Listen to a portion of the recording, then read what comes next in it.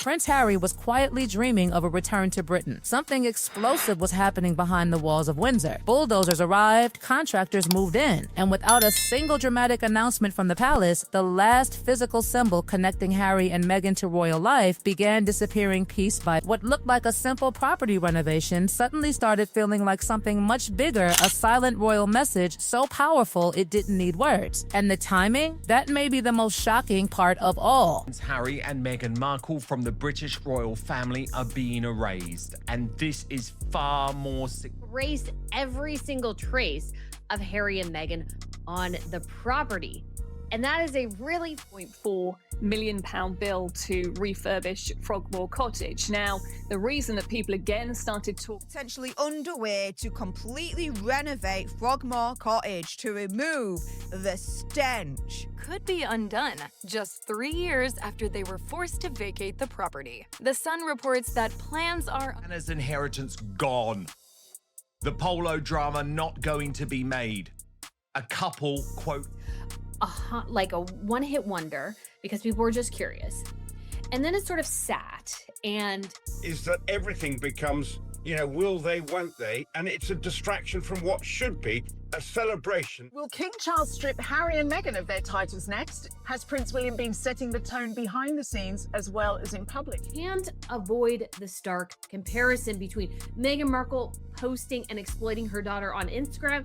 We ran an exclusive in the Sun about 4 members of staff that have left Sussex employ. Now, these were 3. We first started hinting about Project Thor in the last weeks of September 2025. He didn't actually... some of the decisions that they're making, and we're really going to get into that when we look at Prince Harry's trip to Canada. Is trying to use King Charles's right-hand man to engineer a way back into the royal family. This is a man... Well, Meghan Markle is allegedly very worried that Prince William could move to strip her of her Duchess. His public strategy is deeply flawed. It involved standing by while his spouse... champions of sustainability, and here they spent £2.4 million originally of tax. All of her publicists, all of her communications people, they've probably flown the coop, and she's left. Look at these videos.